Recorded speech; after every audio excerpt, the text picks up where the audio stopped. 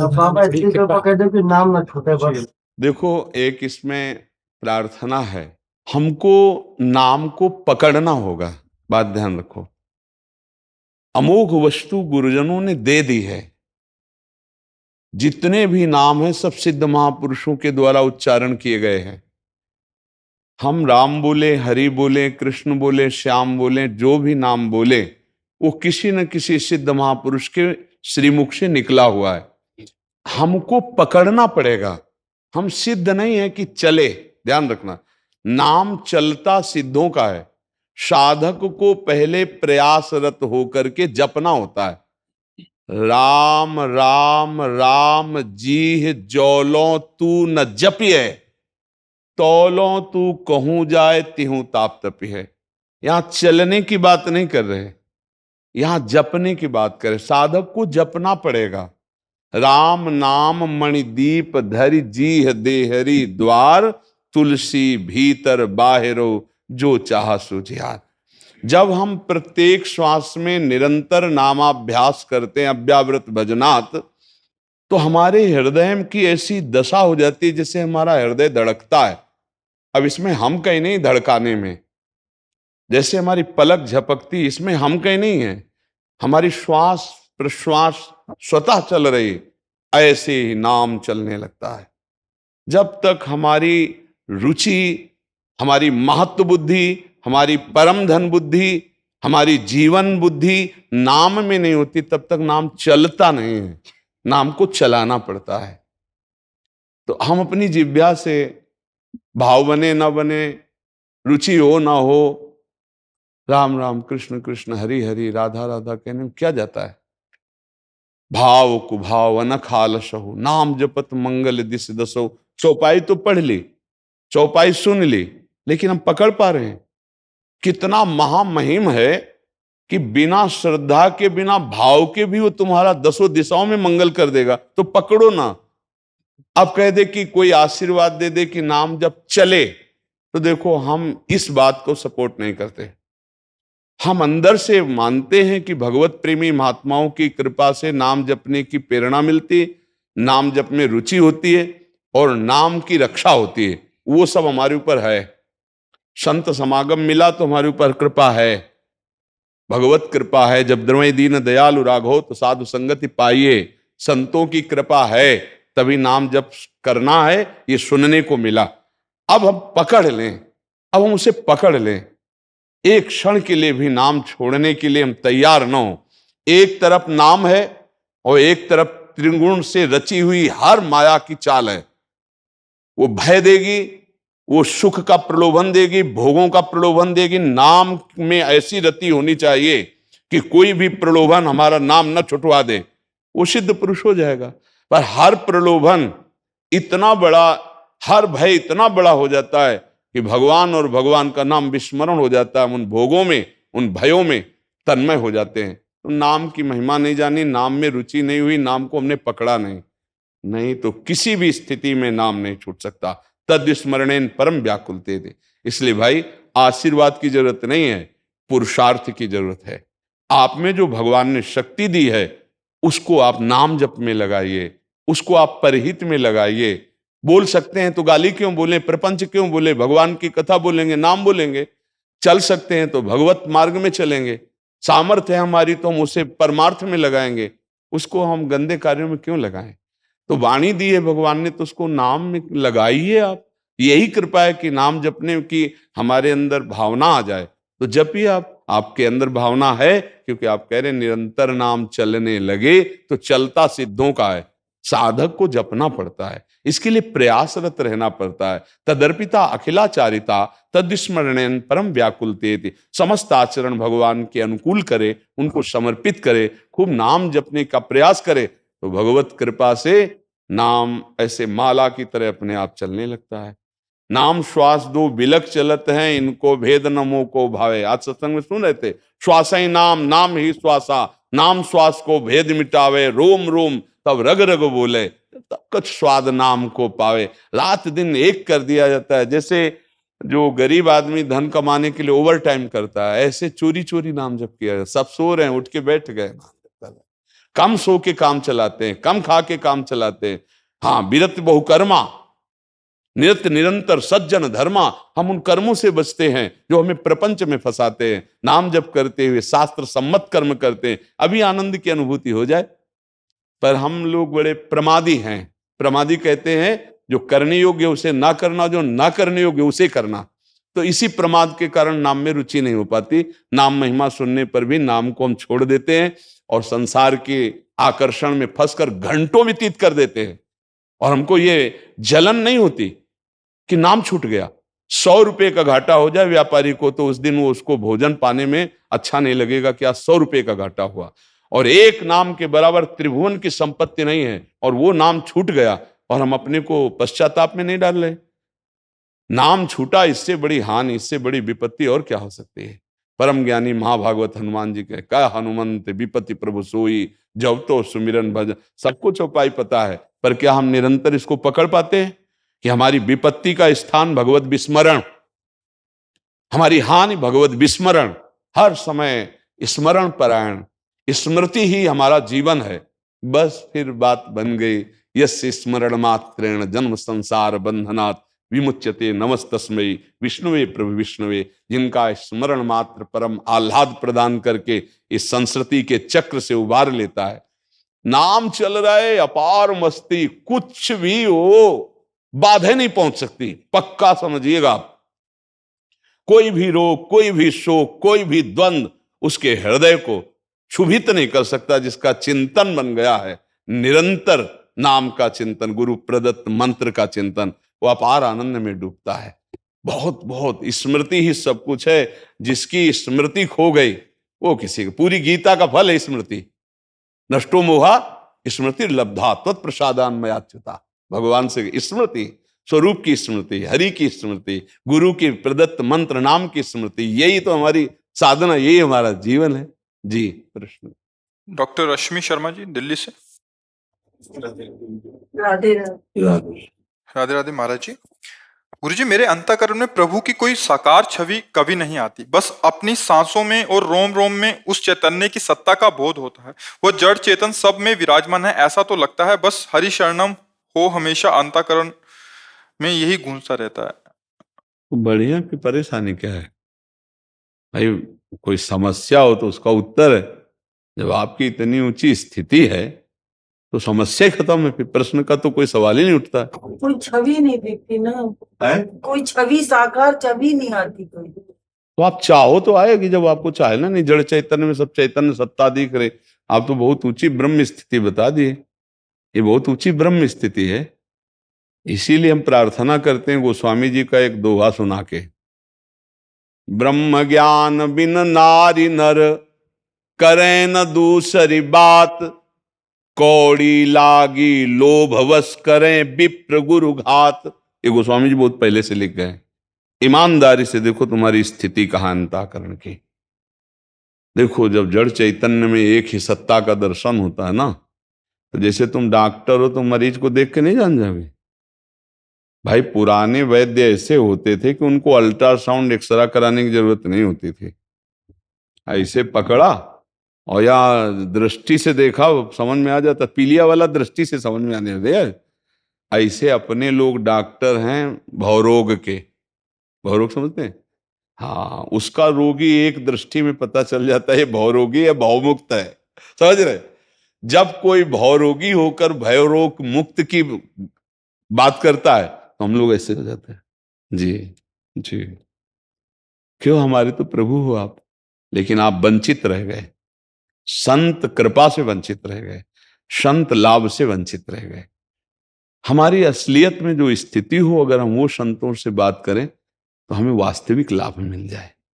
इसलिए हम सबसे प्रार्थना करते हैं कि यदि नाम जब तुम्हारी जिह्वा पे नहीं है तो कुछ भी कर लो, बारी मथे घृत होए बरु, सिकता ते बरु तेल, और बिनु हरि भजन न भवतरी या सिद्धांत अपेल। पक्का समझ लो, यदि भजन नहीं है ना, नाम जप, सब बकवास है। जिस समय काल का थप्पड़ लगेगा उस समय सब भूल जाओगे।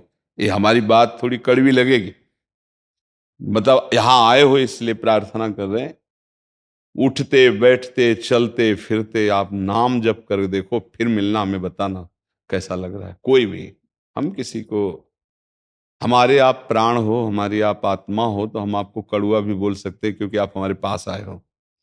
जैसे अपने घर के लोगों से कड़वा बोला जाता है ना, ऐसे इसलिए कि एक कड़वी दवा जरूर लगी। अगर नाम जप नहीं है तो कुछ भी हो आप, जिस समय माया का अपना प्रभाव आएगा उस समय आप टिक नहीं सकते। दैवी हेषा गुणमयी मम माया दुरत्तया मामेव ये प्रपद्यन्ते माया में तांतरंकिते। नाम जप करो, राधा राधा राधा, पवित्र आचरण करो, पवित्र भोजन।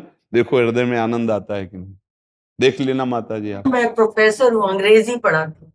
तो फिर और बढ़िया डॉक्टर हो, क्योंकि दूसरे को ज्ञान शिक्षा दे रहे हो, है नहीं? तो विद्यार्थी को भगवान मानो। देखो बिना भगवान माने उपासना नहीं परिपक्व होगी।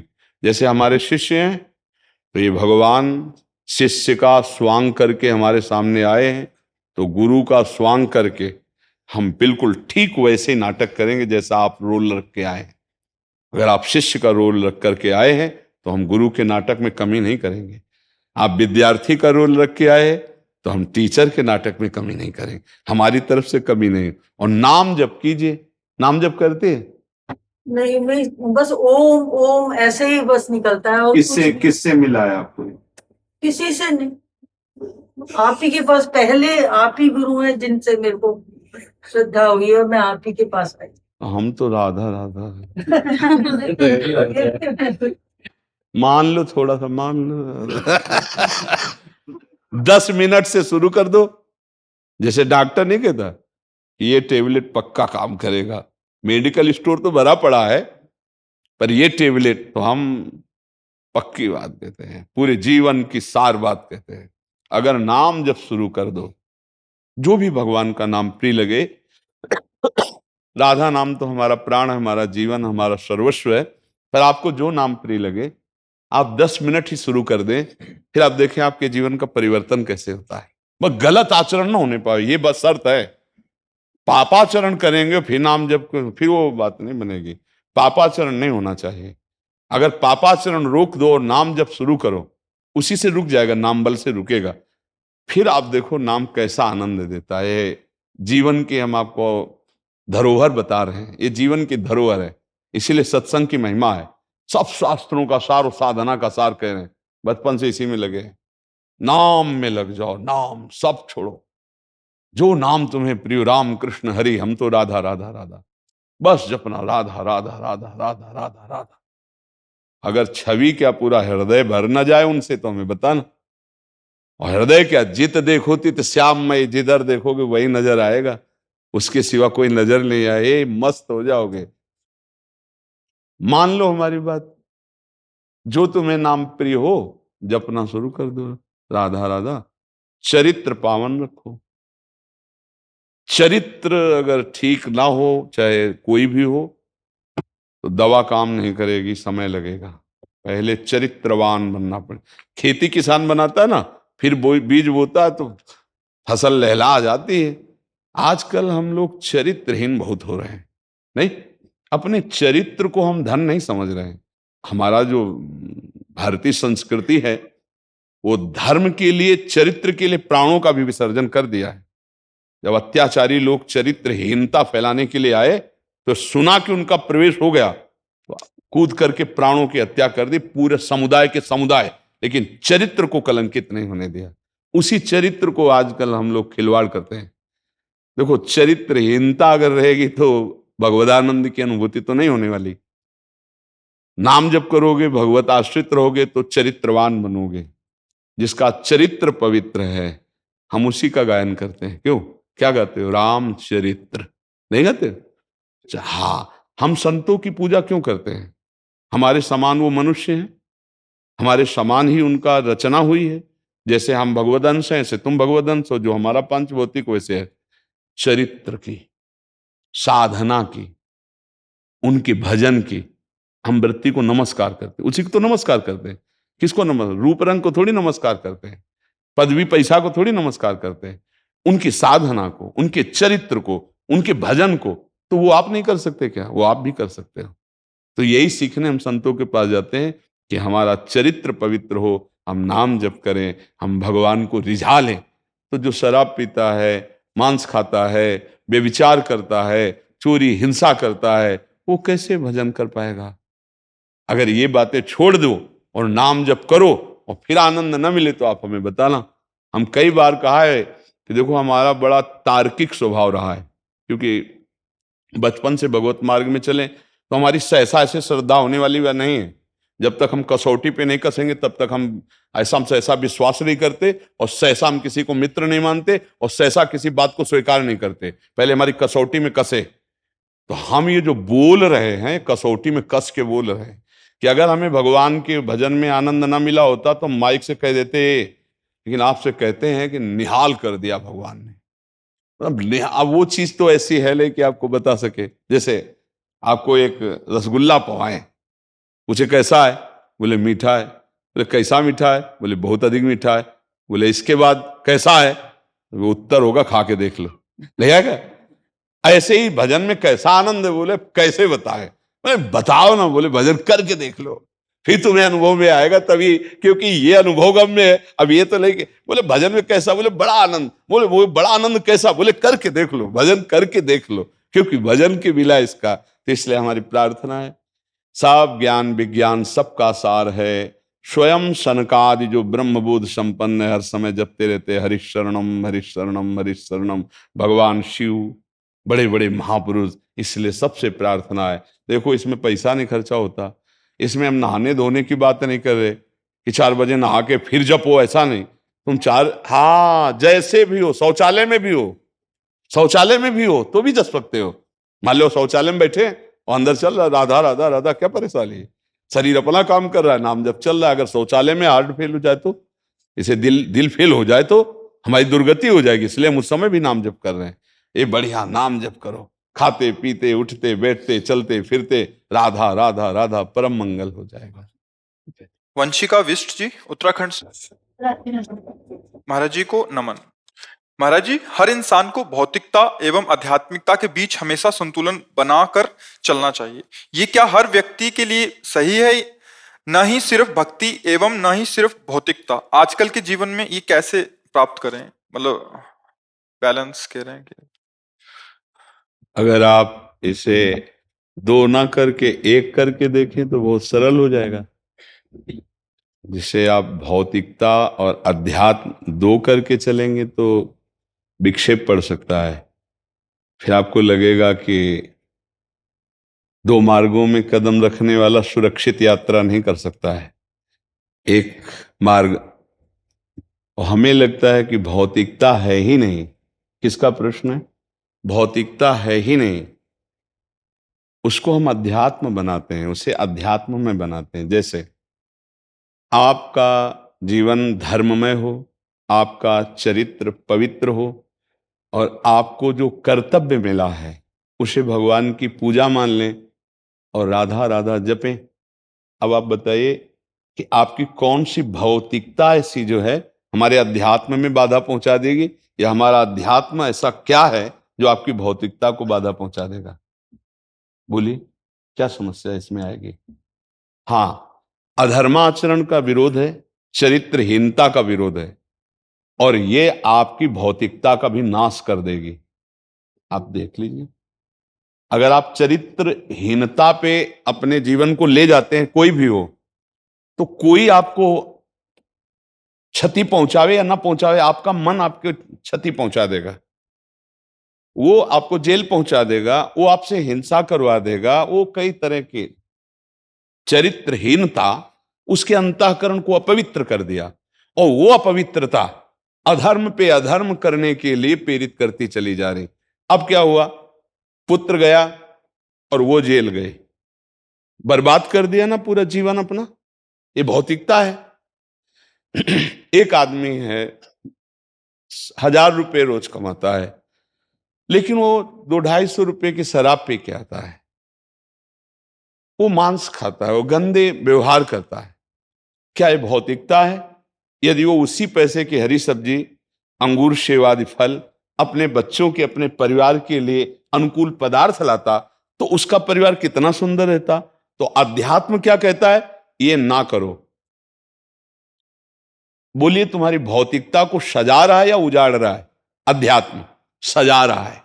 तुम जो व्यर्थ पैसे खर्चा करते हो, तुम जो गंदे आचरण करते हो, जैसे एक पति पत्नी दोनों पाणी ग्रहण किए, जीवन भर के लिए मित्रता का हाथ बढ़ाया, इसके बाद पति का आचरण पत्नी की नजर में आता है कि गंदा है, 2-3 से संबंध रखता है, पत्नी का आचरण समझ में आया गंदा है, अब वो जीवन क्या सुरक्षित है?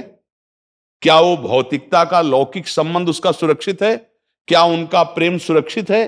क्या उनका जीवन शांतिमय होगा? नहीं। तो अध्यात्म इसका विरोध करता है कि तुमको ऐसे आचरण नहीं करने चाहिए।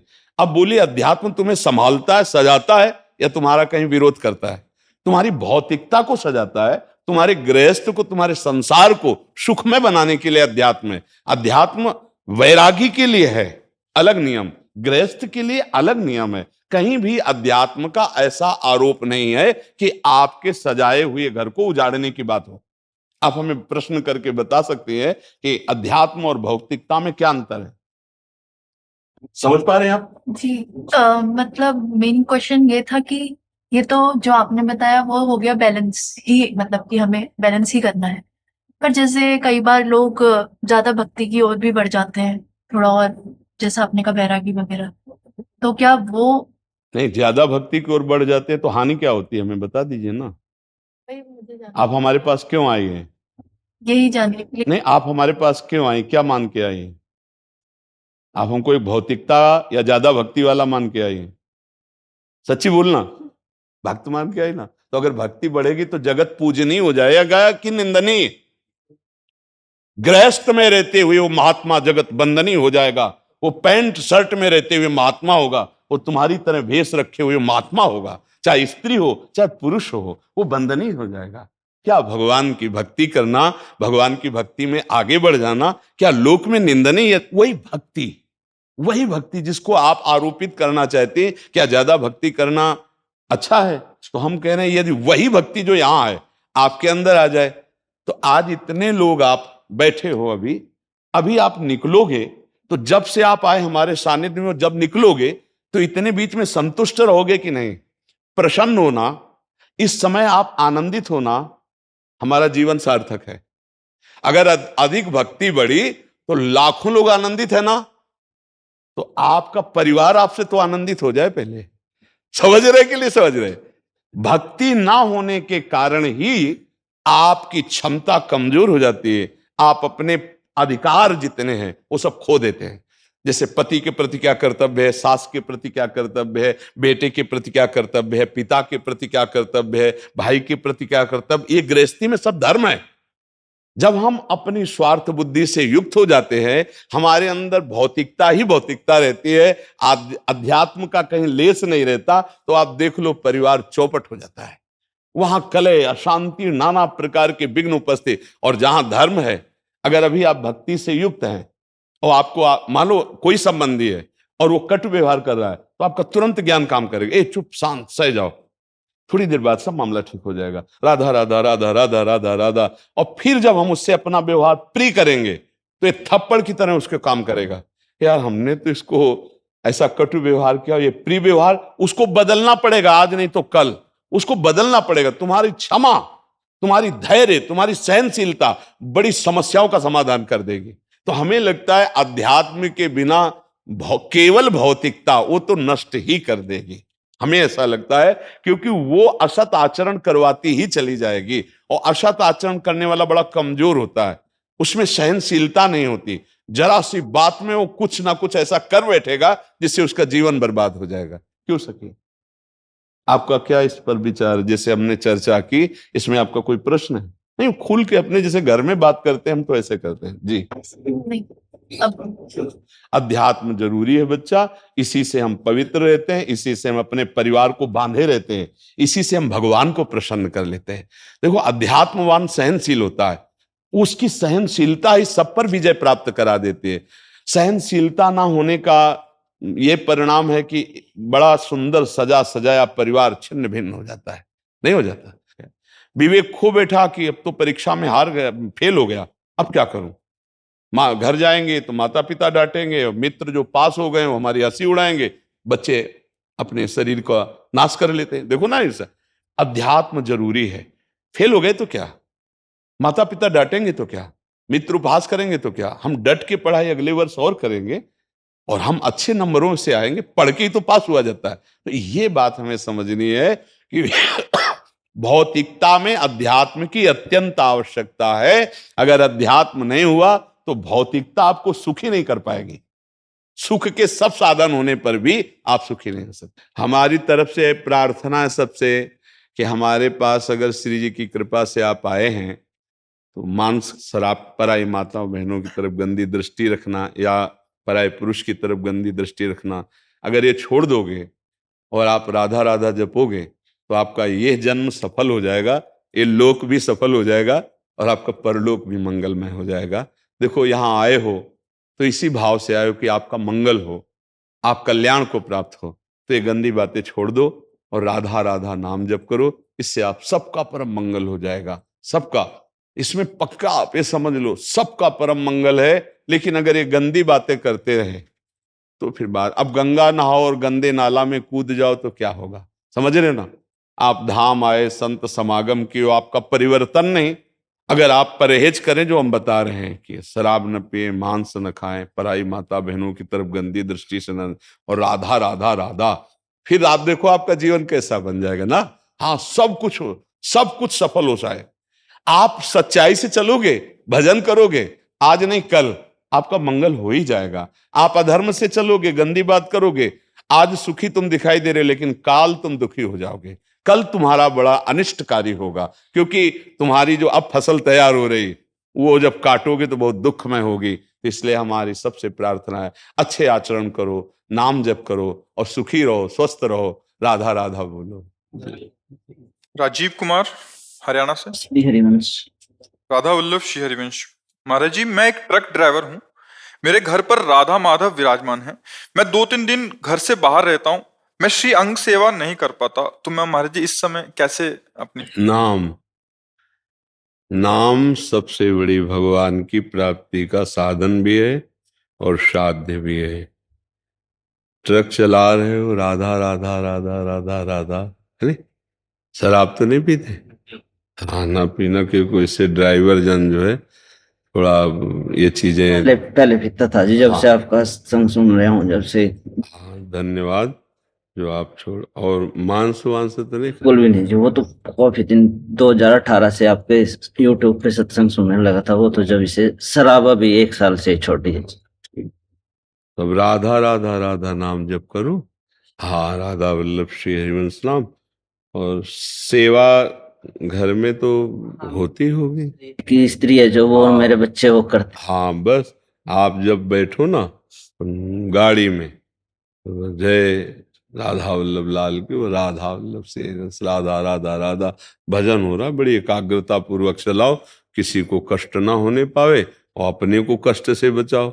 थोड़ा समय ज्यादा लग जाए, रफ्तार कंट्रोल में रख के चलावे ना, और नाम जप करो, बहुत बढ़िया है, कोई परेशानी नहीं। भगवान की प्राप्ति नाम जप करने से होती है। जितना जो नाम जप करता है उतने निष्पाप होकर भगवान के समीप। देखो, कई बार सहज भाव में बताया कि जैसे पतंग ऊंचाई पे है तो हम डोरी पकड़ ले, खींचना शुरू कर दे तो पतंग हमारे समीप। पतंगो यथा तो मनुभ्राम में माणा, भगवान का नाम है डोरी और भगवान है पतंग। अव्यक्त रूप से उड़ रहे हैं, हम उनको पकड़ नहीं सकते, पर डोरी हाथ लग गई, राधा राधा राधा। तो जितनी बार हम नाम जप कर रहे हैं, मानो हम डोरी अपनी तरफ खींच रहे हैं, तो प्रभु हमारे नजदीक आ जाएंगे। हमें चिंता नहीं करनी, खूब नाम जप में अपने चित्त को। अच्छा, इसमें कोई परेशानी नहीं नहाने धोने की, कि भाई हम ट्रक ड्राइवर हैं, नहीं नहा पाते, तो दिन नहा नहीं पाता। कोई परेशानी और ये हित 84 और ये लेके चला जाऊं तो गाड़ी में रख के पढ़ सकता हूँ उसको।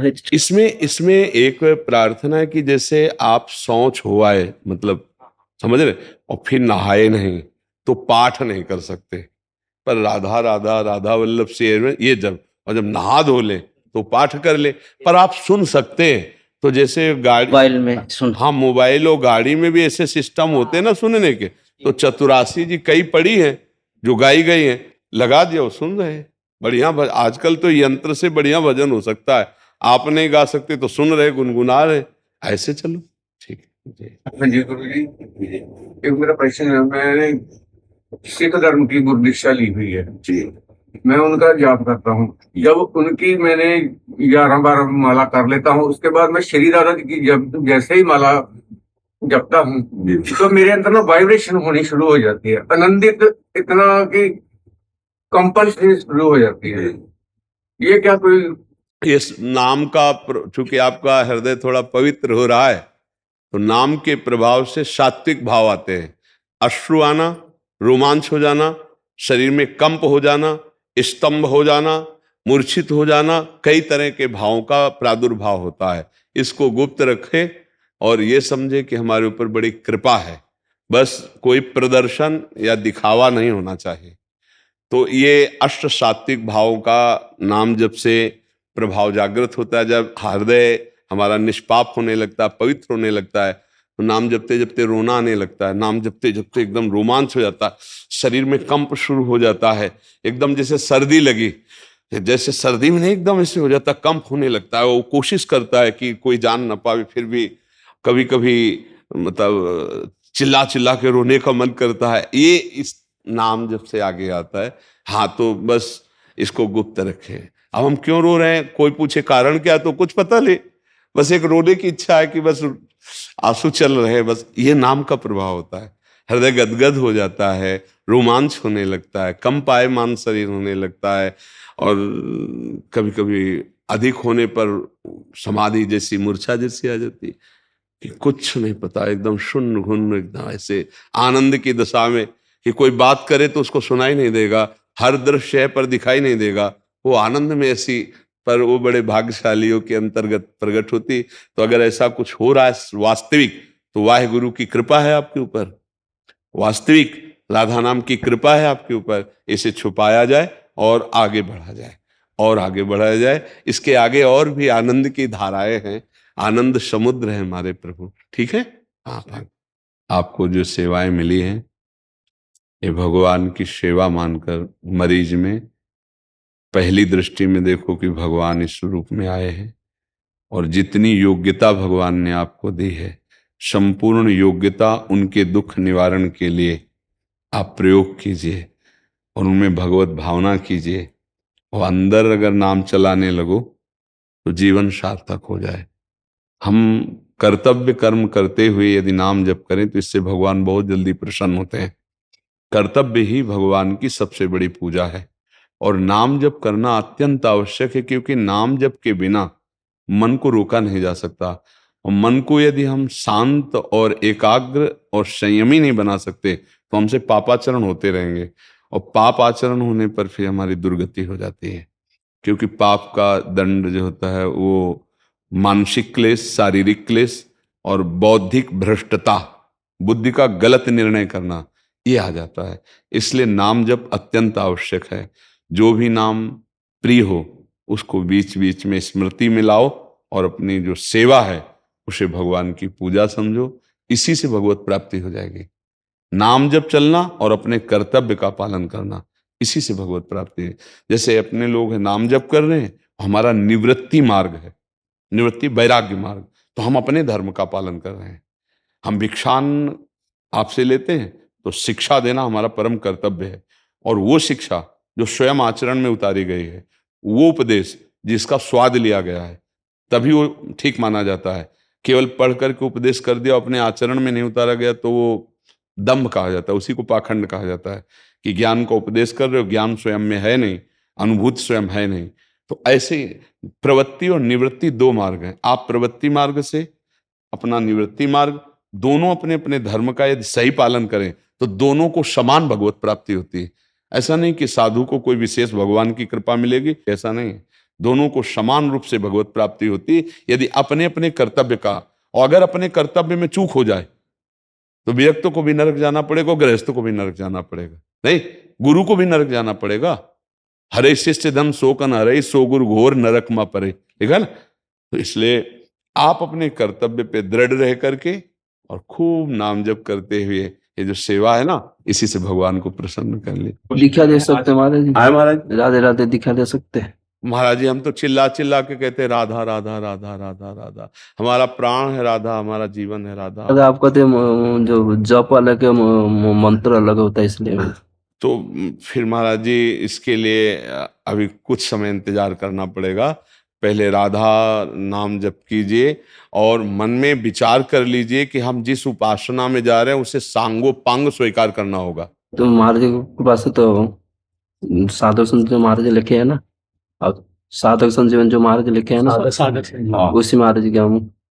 हाँ, तो अब इसमें क्या, हमारा आपको उपासना समझनी होगी, क्योंकि इस उपासना में मिलावट नहीं हो सकती। ये हमारी प्यारी जी की उपासना है, इसमें सर्वतो भावेन कूदना पड़ेगा, ये मान करके कि आपको कुछ नहीं आता। अब जो रजिस्टर में लिखा जाएगा वही आप चलोगे। इसे कोरा पन्ना एकदम बनना पड़ेगा आपको, क्योंकि महारानी जी के मार्ग में चलने पर कुछ आप अपना रख लो, कुछ आप हमारी बात मानो, तो अब समय नहीं रह गया, ये अवस्था नहीं। अब बिल्कुल कूदना पड़ेगा, सीधे राधा और कूद पड़ो। तो नहीं तो जैसे चल रहे हो चलो, खुली बात समझो। आप ऐसे प्रश्न उत्तर कर लेना अलग बात है, लेकिन आप गुरु शिष्य का संबंध स्वीकार करना, तो उसमें आपको समझना होगा कि श्री राधा जुग चरण निवास, गोरे चरणारविंद के सिवा अन्य कोई नहीं। वही गोरे चरणारविंद का मंत्र, वही गोरे चरणारविंद की निष्ठा, वही गोरे चरणारविंद की उपासना, और लालजू महाराज उन्हीं गोरे चरणारविंद के समीप विराजमान है। हमारी जो भावना है वो तद्भावोत्सवता परम भवत में तत्प्राणनाथे रति। आपके प्राणनाथ श्याम सुंदर हो, आप मेरी प्राणनाथ हैं, तो आपके प्राणनाथ को आपके सुख के लिए हम आपसे भी ज्यादा चाहते हैं। ऐसे हम युगल की उपासना करते हैं।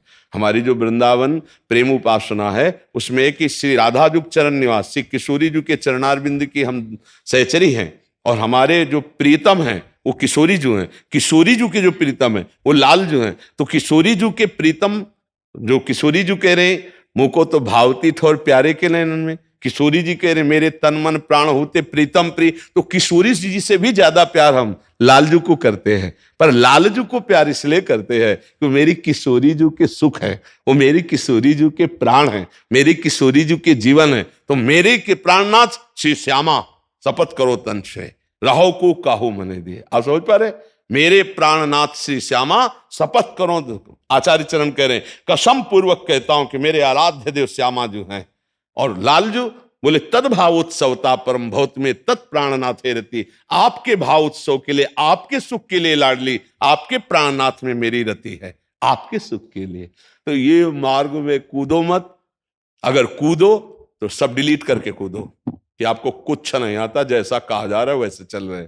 राधा राधा राधा तो समझ में आए, कुछ अपनी लगाओगे तो नहीं समझ में आएगा। जैसे अपने लोग आए ना, ऐसे चला जाता है। इसमें बिल्कुल सब कुछ वेदांत का ज्ञान है, और गुरुदेव की जो जो आज्ञा हुई सब डिलीट, सब खत्म, केवल ऐसे। ये मार्ग, इस मार्ग में या में मिलोनी मिले न कछु, जब खेलत रास सदा बन में। ये जो हमारे श्यामा श्याम की उपासना, इसमें मिलौनी नहीं है, किंचन मात्र है।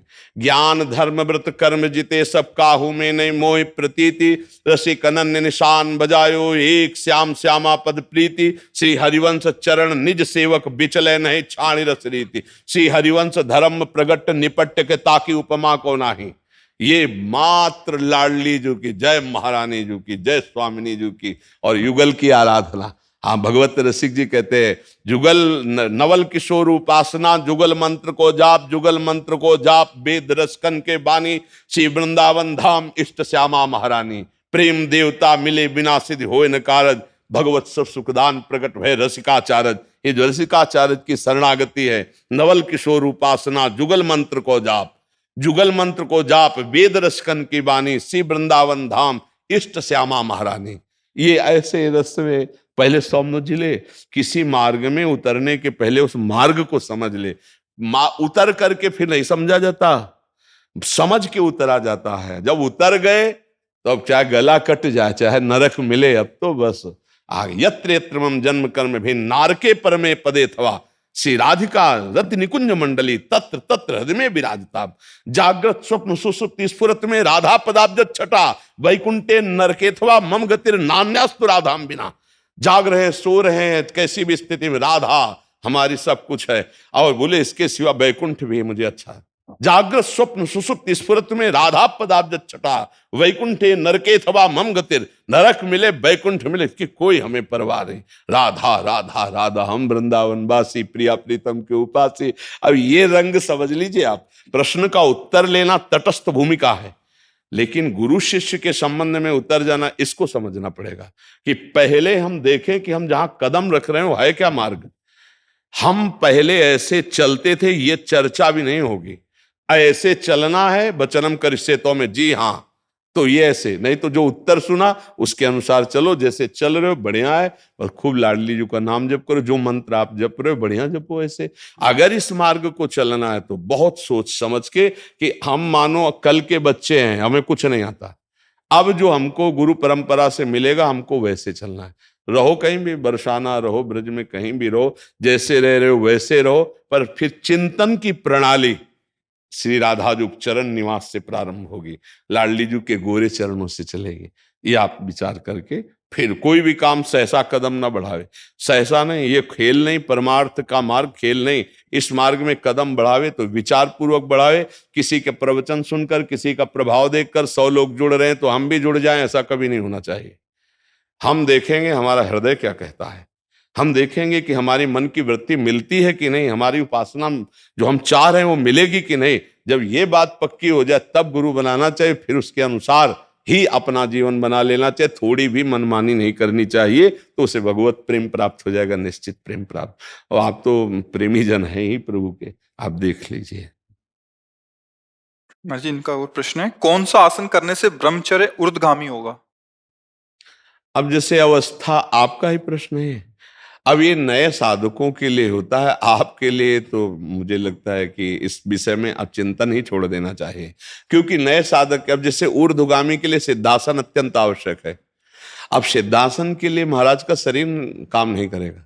अब सिद्धासन जो बाईं एड़ी है वो गुदा और मोत्येंद्री, उन दोनों के बीच के स्थान में ठीक एड़ी ऐसे लगी हुई है, और जो दाहिनी पैर की एड़ी है वो ठीक मोत्रेंद्री के ऊपर लगी होती है, ऐसे लगी होती है, और ठीक ऐसे बैठा जाता है। मेरुदंड बिल्कुल यही स्थिति होती है, और 2.5 घंटे 3 घंटे बिना हिले फट जाएगी जंघा, अभ्यास हो ना हो तो। अब सुषुम्ना नाड़ी का संचार होता है, फिर वीर ऊर्ध्वगामी होता है। तो इसलिए इस अवस्था में भरोसा के ऊपर छोड़ दे, क्योंकि अगर गृहस्थ जीवन रहा है तो पूर्वाभ्यासवश अगर वो महीने 2 महीने में वो वीरपात होता रहा है तो वो अपना अभ्यास काम करेगा, वो बार बार विक्षेप डालेगा। आपको अब उधर नहीं देखना, अब लाडली जी की तरफ देखना है। अब इस शरीर का राग छोड़ देना चाहिए, क्योंकि अवस्थागत ही साधना देखी जाती है। अब जैसे नौजवान है तो उसके लिए साधन पद्धति पे ऐसा नहीं हो सकता, उसको ऐसे करो। अब जैसे ये अवस्था है, बस इसमें एक ही है, भरोसो दृढ़ इन चरणन के रो। अब तो जावक जुत जुग चरण लली के, यही हमारे सुरतर काम धीर चिंतामणि भगवत रसिक अनन्या लेके। अब हम ये नहीं देखेंगे क्या हो रहा है शरीर में, क्या हो रहा है, कैसी परिस्थिति, क्योंकि अब देखने का समय नहीं रह गया। महाराज जी, साधन करते करते भरोसा आ जाएगा, मतलब यहाँ भरोसा भरोसा तो सत्संग और संत महापुरुषों के संग से आता है। साधन करते करते तो जीवन व्यतीत हो जाता है, अहम नहीं क्षीण हो पाता। अहम क्षीण होने के लिए संत महापुरुषों का संग। अब जैसे वचन मान लिया जाए, जब हम ब्रह्मचर्य का भरोसा रखेंगे तो लाडली जी के भरोसे में कमी हो जाएगी। तो कहा लाडली जी के भरोसे वाला ब्रह्मचारी नहीं रहता, ब्रह्मचर्य उनकी कृपा से हम रह रहे हैं, पर ब्रह्मचर्य हमें प्रियाजू से मिला देगा ऐसी भावना नहीं। जप का भरोसा भी नहीं रखे महाराज जी? सही पूछो तो हमारे जप का भी भरोसा नहीं है, हमें सिर्फ लाडली जी का भरोसा कि जो जप हो रहा है उन्हीं की कृपा से हो रहा है, ये जो हमारा साधन चल रहा है उन्हीं की कृपा से चल रहा है। अगर ये सब बंद हो जाए तो भी हमें लाडली जो मिलेगी, क्योंकि हमने उनकी कृपा का भरोसा लिया है, साधनों का नहीं। दूरादपाश स्वजनान तस्मात् शास्त्रम प्रमाणम थे, दूरादपाश स्वजनान सुखमर्थ कोटिम, श्रीमद राधा सुधा निधि। दूरादपाश स्वजनान सुखमर्थ कोटिम, सर्वेषु साधन वरेषु चिरम निराशा, तो वर्षंतमेव सहजाद्भुत सौख्य धाराम, श्री राधिका चरण रेणु महम स्मरामि। परिवार के सुख का त्यागी, अर्थ के द्वारा प्राप्त होने वाले हजारों सुखों का त्यागी, साधना के द्वारा प्राप्त होने वाले बल और सुखों का त्याग, एकमात्र गोरे चरणारविंद श्री लाडली जी के चरणों का भरोसा, तो बरसंत में सहजाद्भुत सौख्य धाराम श्री राधिका चरण रेणु महम स्मराम। आज शरीर काम कर रहा है, हम पद्मासन में बैठे, आज शरीर काम कर रहा है, हम परिक्रमा लगा रहे हैं, आज शरीर काम कर रहा है, हम आपके दर्शन करने जा रहे हैं, और कल ये नहीं काम करेगा तो हम इसके भरोसे से आपकी प्राप्ति नहीं, आपके भरोसे से आपकी प्राप्ति है। ये हो रहा है, आप कृपा करके कर रहे हैं, ये सब हो रहा है, ठीक है, लेकिन मुझे भरोसा आपकी कृपा का है, ना कि साधन बल का है। तो हमें लगता है कि मेरी लाडली जी की कृपा से जो ब्रह्मचर्य की पुष्टता होगी वो सिद्धासन से भी नहीं हो सकती। यद्यपि इन आसनों का बड़ा महत्व, क्या मेरी लाडली मेरी लाडली मेरी लाडली, फिर सब में लाडली, चिद चिद लक्षणम सर्वम राधा कृष्ण में जगत। अब खत्म, काम की कोई सत्ता ही नहीं रह गई, शरीर की कोई सत्ता ही नहीं रह गई, लाडली लाडली लाडली। हमें तो बस किशोरी जी के स्वभाव और उनके प्रभाव पर भरोसा रखना चाहिए। अपना जितनी सामर्थ्य है जोर लगा के नाम में चलना चाहिए।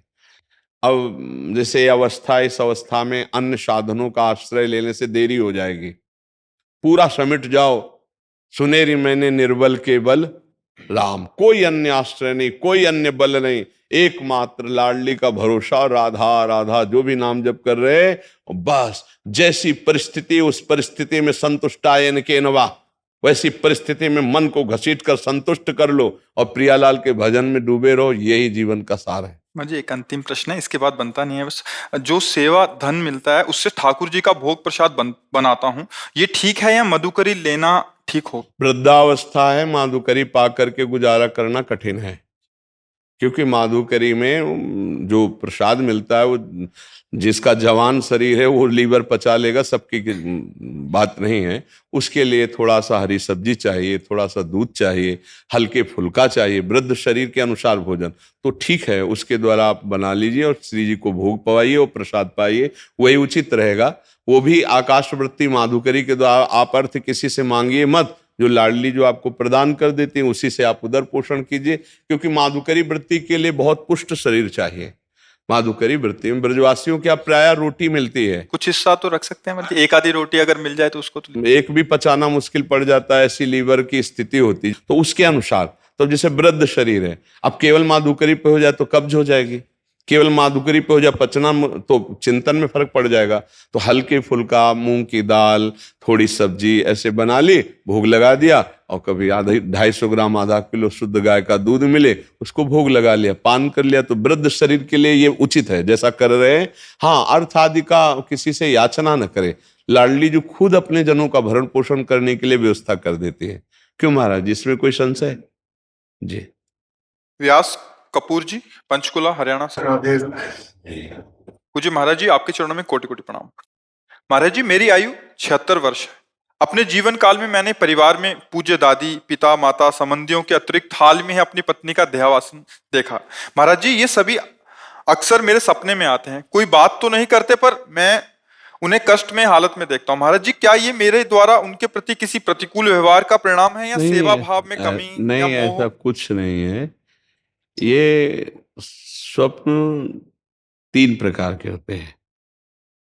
एक होता है जिनसे हमारा मानसिक संबंध रहा है, बिना किसी कारण के कल्पनात्मक उनके दृश्य उपस्थित करना। एक होता है जिनका कोई अस्तित्व नहीं है, ऐसा स्वप्न आना। और एक होता है भागवतिक, किसी महापुरुष का आगमन होना, ये सत्य के अंतर्गत आता है। वो आपको निर्देशन या आपको दुलार या आज्ञा, जो भी आज्ञा, वो सत्य होता है। अब ये मन बहुत से संस्कारों से, संबंधियों से जुड़ा है, तो आप देखो कोई इतना ही स्वप्न थोड़ी आता है, कितने स्वप्न आते हैं जिनका कोई मतलब नहीं है। ऐसे ही ये परिवार के सने संबंधियों का जो आता है, उससे दुख सुख का लेना देना नहीं है। हाँ, ये जरूर है कि हम अपने जीवित अवस्था में कर्तव्य का उनके साथ पालन किया कि नहीं किया। अगर किया तो धन्य है, अगर नहीं किया तो अब कर लेना चाहिए। उनके प्रति नाम जप करना, उनके प्रति दान पुण्य करके उनको प्रदान करना, जैसे पिता है या पितामह है। ये हम यहाँ से जो भी दान पुण्य करेंगे, जो भी अनुष्ठान कराएंगे वो ट्रांसफर हो जाएगा, उनको पहुंच जाएगा। ऐसा विधान है। इसीलिए परिवार में चाहा जाता है कि कोई हमारे हो जो कम से कम हमें दान कर सके, पानी दान कर सके, अन्न दान कर सके, या कुछ ऐसा।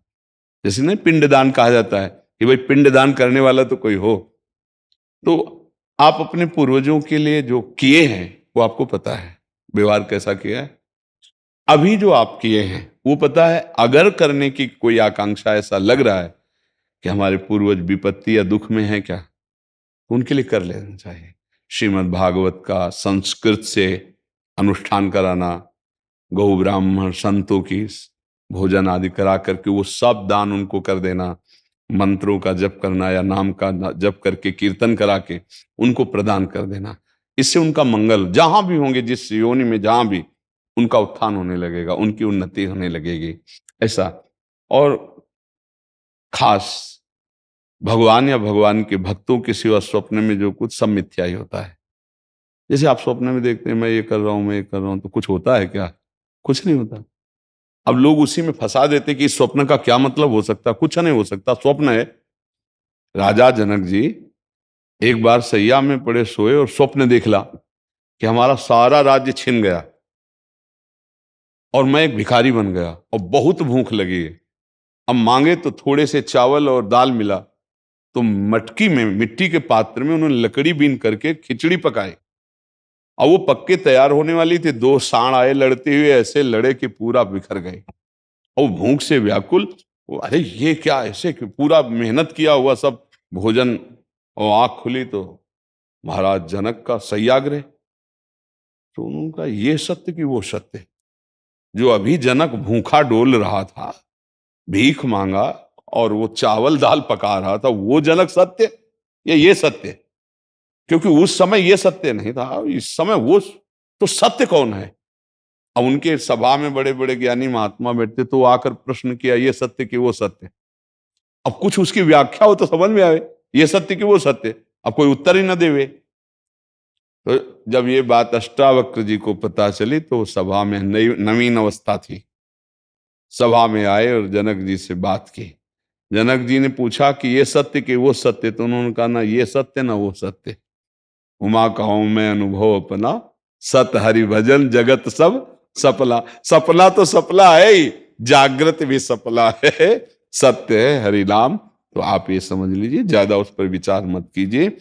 यदि आपके अंदर ऐसा भाव आता है, धन आपके पास है, तो ऐसी कुछ सेवा दान पुण्य करके, कहीं ऐसे जैसे गौ सेवा है, गौ को चारा पवा दिया है ना, कहीं साधु महात्मा को किसी एक को भी भोजन पवा दिया, और वो कहीं भागवत हो रही उसमें सहयोग कर दिया। नहीं पूरी भागवत करवा सकते, भाई हमारे कुछ चंद रुपए इसमें सहयोग में हो गए और उसका फल हमारे माता पिता दादा दादी को मिले, ऐसे भाव किए जाते, तो उससे उनको कल्याण होगा, उससे उनका मंगल होगा। खुद नाम जप करे, मान लो एक माला में 108 नाम होते हैं, और 108 नाम जप करके हमने दे दिया कि हमारे बाप को प्राप्त हो, हमारे बाबा को प्राप्त हो, हमारी माँ को प्राप्त हो, तो उनको प्राप्त हो जाएगा, उनकी उन्नति होगी। एक नाम भी कल्याण कर सकता है, इसलिए स्वयं करे, अर्थ के द्वारा ऐसा करके कर दे, और बकाया ज्यादा स्वप्न का विचार न करे, ये व्यर्थ होते हैं। हाँ कोई संत महात्मा आए, भगवान का आदेश दे, वो बात अलग होती है, बकाया सब व्यर्थ होते हैं। ये व्यर्थ में फंसो मत। अगर स्वप्निक विचारों वालों से बात करोगे तो आपको फंसा देंगे। कुछ नहीं, जब जागृत स्वप्न है तो फिर स्वप्न तो स्वप्न ही है। भगवान शंकर कह रहे, उमा कहूं मैं अनुभव अपना, सत हरि भजन जगत सब सपला। समझ रहे आप जी?